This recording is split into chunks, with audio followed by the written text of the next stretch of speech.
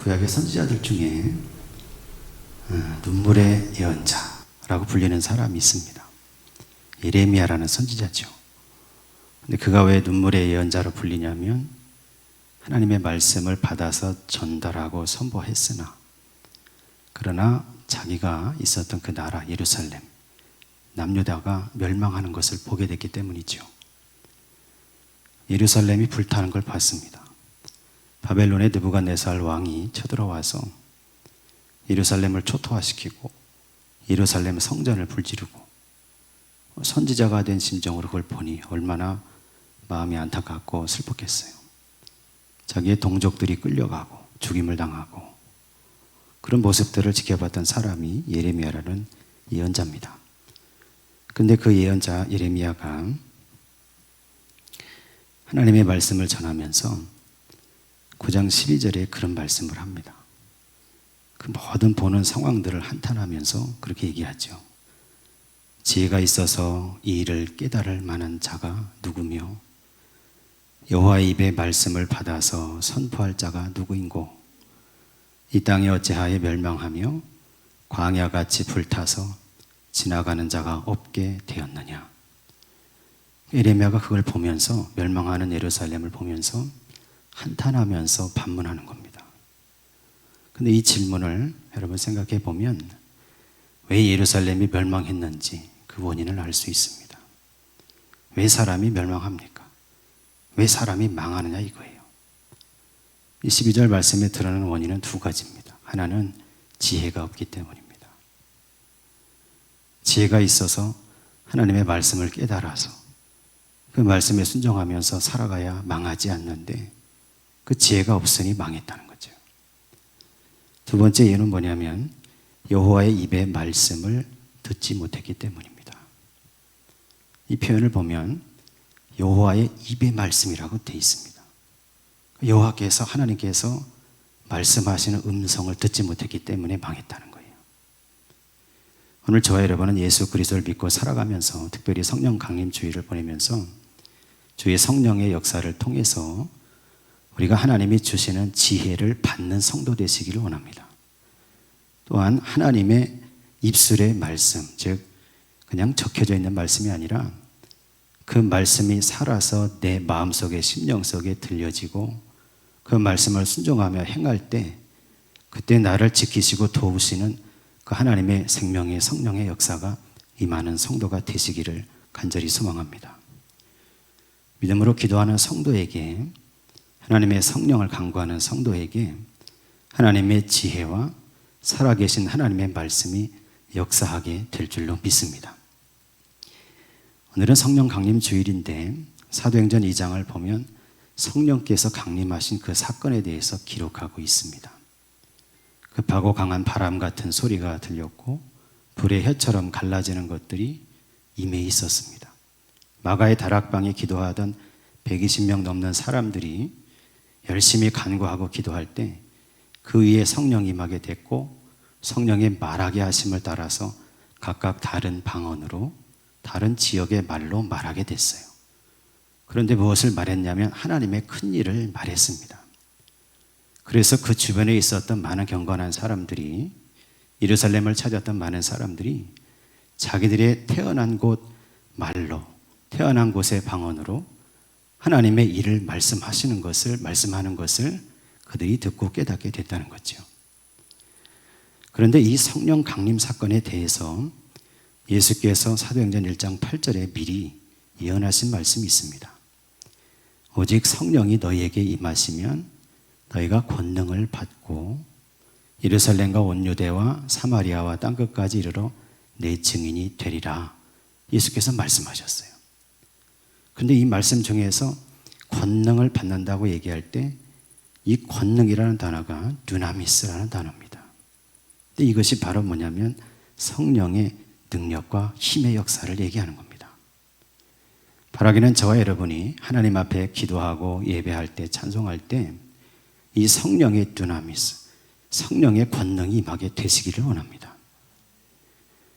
베드로와 요한이 성령 받고 나서 강림 사건 이후에 예루살렘 성전의 제9시 기도 시간에 올라갔죠. 올라가다가 성전 문 앞에 있었던 앉아 있어서 구걸하던 사람을 만나게 됩니다. 평생 한 번도 걸어보지 못한 장애인이죠. 그에게 다가갔더니 그가 손을 벌리면서 금을 달라고 은을 달라고 얘기하는 거죠. 베드로가 그를 바라보면서 나에게는 금도 없고 은도 없지만 내게 있는 이것을 내게 주노니 곧 나사렛 예수 그리스도의 이름으로 일어나 걸어라 하고 그의 오른손을 잡아 일으켰습니다. 그런데 그때 정말로 하나님의 권능이 임했고 성령의 힘의 역사가 일어났습니다. 그 사람이 일어났고 서서 뛰며 걸으며 하나님을 찬송했습니다. 오늘 저와 여러분에게도 그런 성령의 두나미스 권능의 역사, 능력의 역사가 임하게 되시기를 간절히 소망합니다. 어떤 목사님은 목회하면서 기도하면서 말씀을 전할 때 늘 그렇게 한다는 거예요. 성도들 중에 아픈 사람, 병명을 부르면서 예수 그리스도의 이름으로 치유받았다고 선포합니다. 성도들 중에 어려운 일이 있는 사람, 그 문제를 거론하면서 예수 그리스도의 이름으로 해결됐다고 선포하는 거죠. 여러분, 그분이 왜 그렇게 하냐면 그렇게 할 때 어려움과 고통과 질병 가운데 있던 성도들이 자기 마음속에 있는 믿음을 따라서 말로 풀어놓는다는 겁니다. 오늘 저와 여러분이 나의 믿음을 나의 말로 풀어놓는 성도가 되시기를 원합니다. 어떤 일이 있어서, 어떤 질병이 있어서, 어떤 인생의 문제가 있어서 고민하면서 속으로 기도하죠. 하나님, 이 질병을 내가 이길 수 있게 해주십시오. 하나님, 내가 건강을 회복하게 해주십시오. 내 인생의 이 사업에, 내 가정에, 내 자녀에게 이런 문제가 있는데 하나님, 이것이 잘 풀려지고 해결되게 해주십시오 하고 속으로 바라면서 간구하고 있는데 그 목사님이 그렇게 선포할 때 그것을 자기에게 해당되는 말씀으로 듣고 그 말씀에 의지해서 자기도 선포한다는 거예요. 근데 실제로 그렇게 해보니까 그때 역사가 나타나더라는 거죠. 바라기는 저와 여러분에게도 그런 역사가 있게 되시기를 간절히 소망합니다. 여러분, 이것을 믿어야 됩니다. 내가 믿음을 가지고 하나님의 말씀에 의거해서 주의 이름을 부르면서 그리스도의 이름으로 선포할 때 그때 저와 여러분에게 있는 모든 질병도 떠나게 될 줄로 믿습니다. 우리 인생에 있는 모든 어려운 문제도 해결하고 풀어주시는 역사가 임하게 될 줄로 믿습니다. 오늘 저와 여러분이 그런 믿음으로 승리하는 성도가 되시기를 그리스도의 이름으로 간절히 축원합니다. 그런데 오늘 말씀은 요한복음 14장에 우리가 읽은 이 말씀 중에는 바로 그 권능으로 역사하시는 성령님이 누구시고 그 성령님이 구체적으로 우리의 인생에 찾아오셔서 하시는 일이 무엇인지를 설명하고 있습니다. 오늘은 그것을 나누려고 하는데 먼저 오늘 읽었던 말씀 중에 16절, 17절 말씀 요한복음 14장 16절, 17절을 다시 한번 읽어보겠습니다. 내가 아버지께 구하겠으니 그가 또 다른 보혜사를 너희에게 주사 영원토록 너희와 함께 있게 하리니 그는 진리의 영이라 세상은 능히 그를 받지 못하나니 이는 그를 보지도 못하고 알지도 못함이라.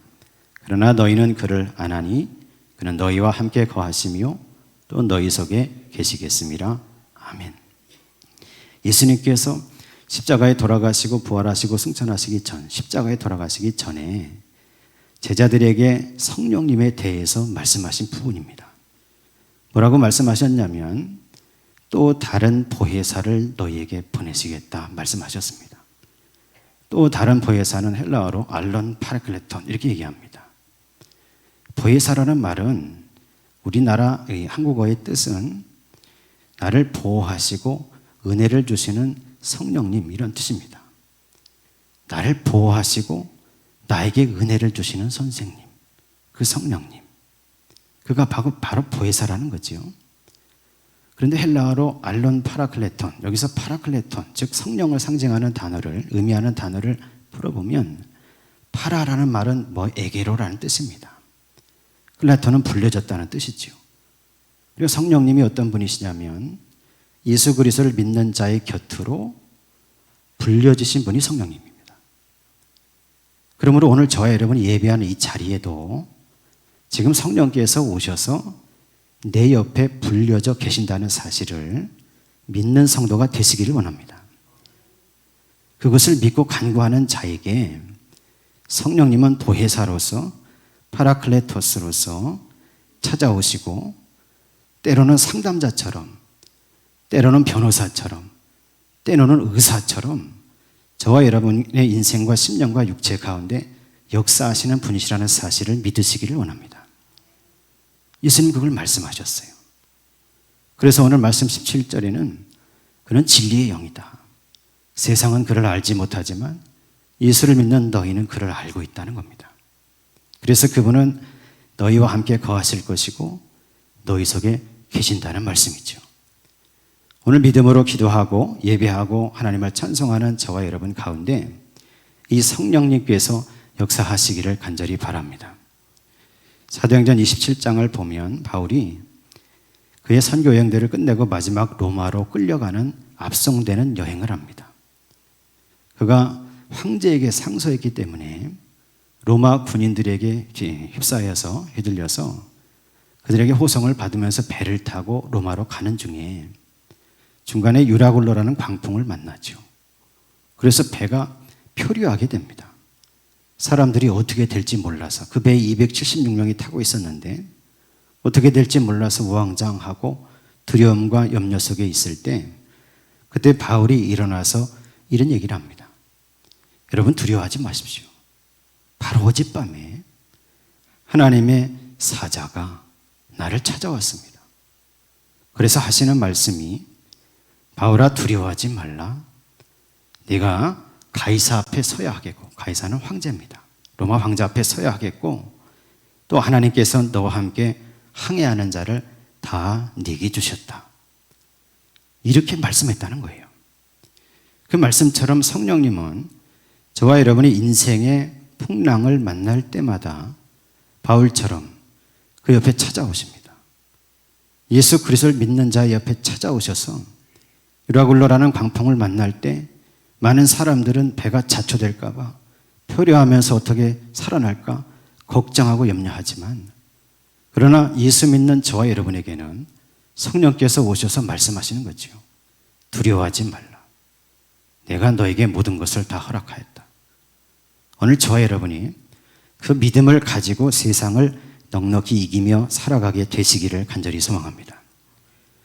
바로 성령님은 이런 분이십니다. 내 곁에 불려주신 분, 내 옆에 오셔서 나와 함께 거하시고 나와 함께 살아가시는 분, 저와 여러분이 예수 그리스도를 믿는 믿음으로 이 성령을 모셔드리고 그 성령의 권능의 역사 가운데 서는 성도가 되시기를 간절히 소망합니다.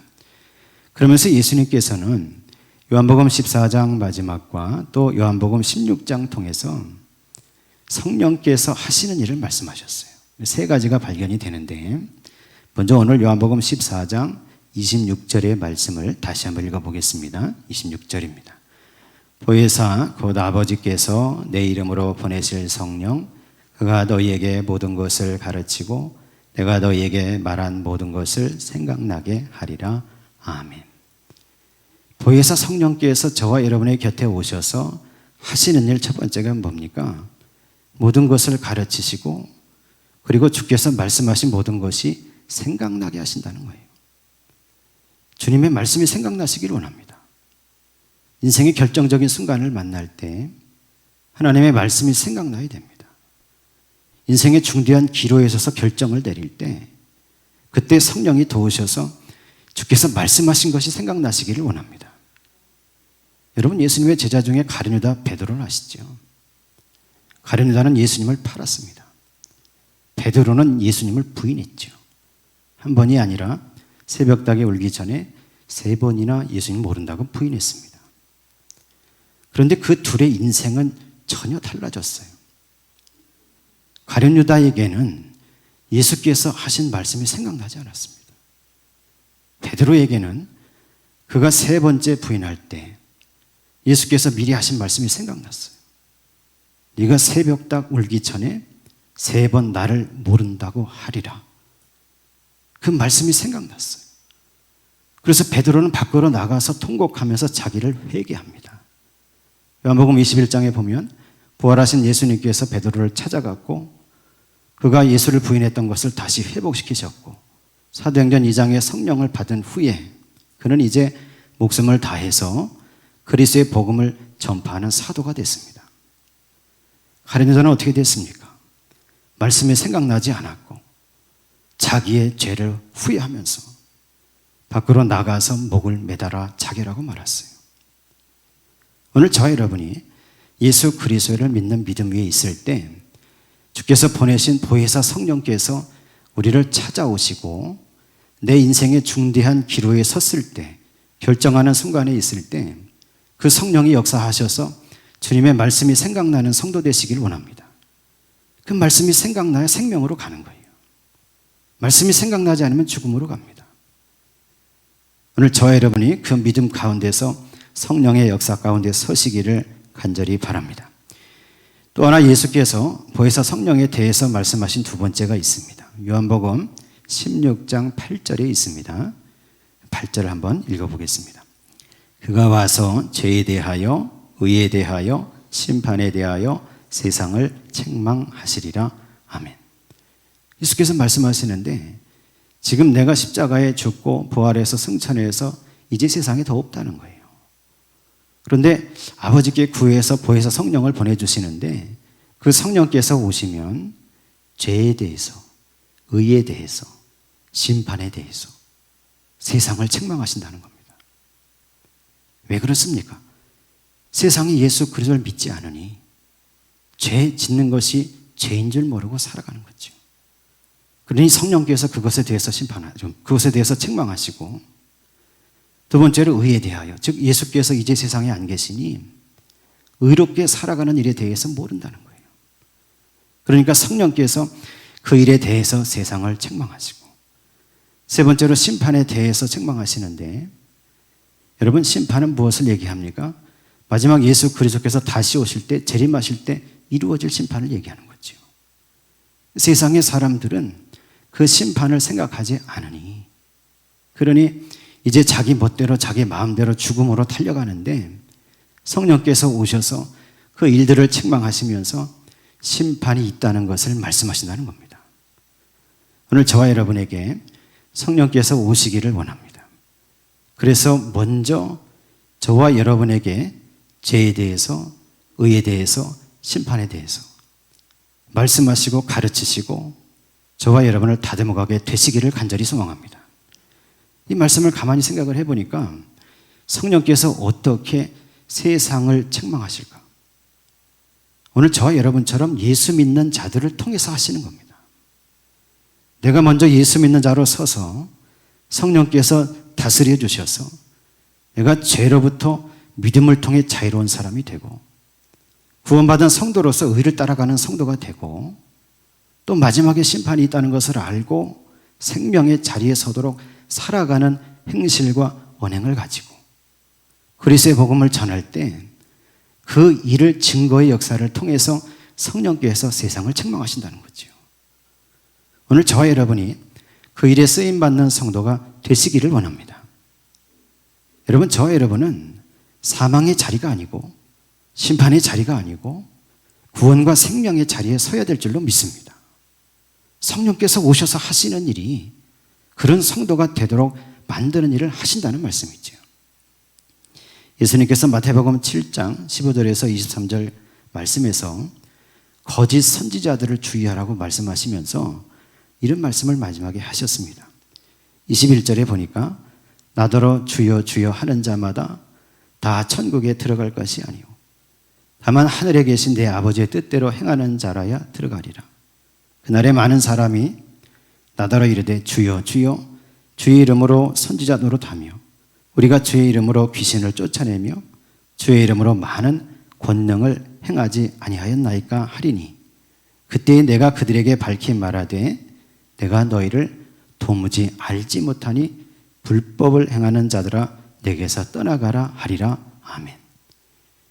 오늘 저와 여러분은 예수 그리스도를 믿는 믿음 위에서 성령께서 역사하는 성도가 되시기를 원합니다. 그래서 저와 여러분은 주여 주여 입으로만 말하는 사람이 아니라 하나님의 말씀의 뜻을 따라서 행하는 성도가 되시기를 원합니다. 아무리 선지자처럼 능력을 가지고 아무리 귀신을 쫓아내고 많은 권능을 행해도 하나님의 말씀에 순종하여 뜻대로 살아가는 삶이 없으면 그 사람에 대해서 불법을 행하는 자라고 예수께서 말씀하셨어요. 그러므로 저와 여러분은 하나님의 권능의 역사가 임해서 저와 여러분의 삶과 인생이 하나님의 다스림 가운데 놀라운 은혜를 경험하는 성도가 되시고, 또한 아울러서 성령께서 저와 여러분의 생각과 마음과 심령을 다스려 주셔서 내가 이 땅을 살아갈 때 죄를 알고 죄를 짓지 않고 의를 알고 의를 따라 살아가며 심판이 있음을 알고 사망의 자리가 아니라 생명의 자리에 설 수 있도록 주의 이름을 부르는 자뿐만이 아니라 주의 뜻대로 하나님의 말씀대로 행동하며 실천하며 증거하며 살아가는 그런 성도로 서시기를 간절히 소망합니다. 예수께서 세 번째로 성령께서 하시는 일을 말씀하셨습니다. 요한복음 16장 13절에 있습니다. 우리 13절을 읽어보겠습니다. 그러나 진리의 성령이 오시면 그가 너희를 모든 진리 가운데로 인도하시리니 그가 스스로 말하지 않고 오직 들은 것을 말하며 장래일을 너희에게 알리시리라. 아멘. 성령께서 하시는, 보혜사 성령께서 하시는 세 번째 일이 뭐냐? 오늘 말씀에 보니까 13절에 너희를 모든 진리 가운데로 인도하신다 말씀하시는 거예요. 여러분, 진리가 누굽니까? 예수 그리스도예요. 보혜사 성령께서 오셔서 하시는 일이 뭡니까? 우리를 예수 그리스도에게로 인도하신 일을 하시는 겁니다. 그런데 어떻게 하십니까? 그 스스로 하는 것이 아니라 하나님의 말씀을 들은 것을 전하고 장래일을 말씀해서 그것을 너에게 알려줌으로 깨닫게 하셔서, 그래서 너희가 그 말씀을 믿고 예수 그리스도께로 갈 수 있도록 도우신다는 말씀이죠. 저와 여러분의 삶이, 인생이 이러한 하나님의 성령의 도우심을 받는 성도가 되시기를 간절히 바랍니다. 여러분, 에베레스트 산을 올라가는 많은 사람들을 보면 그 사람들이 자기들 스스로의 힘으로 올라가지 못합니다. 에베레스트 산을 정복할 때 반드시 누구의 도움을 받습니까? 셀파라고 하는 사람들의 도움을 받죠. 그 지역 주변에 사는 사람들입니다. 수천 킬로미터의 높이에 달하는 그 산을 올라갈 때 셀파의 도움을 받아요. 그들이 먼저 가면서 위험한 곳을 알려줍니다. 함께 가면서 여행하는 사람들의 짐도 져줍니다. 갈림길에 섰을 때 어디로 가야 될지, 오른쪽으로 갈지 왼쪽으로 갈지 그것을 알려주는 일을 행하는 사람들이 셀파들이에요. 그래서 그들의 도움을 받아서 그 산을 정복하게 된다는 말씀이죠. 마찬가지로 성령께서도 오늘 저와 여러분에게 그런 일을 감당하신다는 사실을 저와 여러분이 깨닫고 믿는 성도가 되시기를 원합니다. 내가 예수 믿는 믿음으로 간구할 때 성령께서 오셔서 우리의 인생의 짐을 때로는 져주시고, 때로는 내가 인생의 갈림길에 섰을 때 오른쪽으로 갈지 왼쪽으로 갈지를 알려주시고, 때로는 내가 낙심해서 절망할 때도 성령께서 오셔서 위로하시고 새 힘을 주시고 다시 열어갈 지혜를 허락하시고 하나님의 사람들을 만나게 해주신다는 사실을 저와 여러분이 믿게 되시기를 간절히 소망합니다. 오늘도 저와 여러분이 깨어 기도하면서 하나님 앞에 나아갈 때 우리의 믿음을 말로 풀어놓는 성도가 되시고, 그리고 하나님의 성령을 통해서 주시는 지혜와 하나님의 입술의 말씀을 듣고 그 말씀대로 순종하면서 살아갈 때 저와 여러분이 멸망과 사망의 자리가 아니라 이제는 생명과 영생의 자리, 구원의 자리에 서는 그런 참으로 복받은 성도님들이 다 되시기를 예수 그리스도의 이름으로 간절히 축원합니다.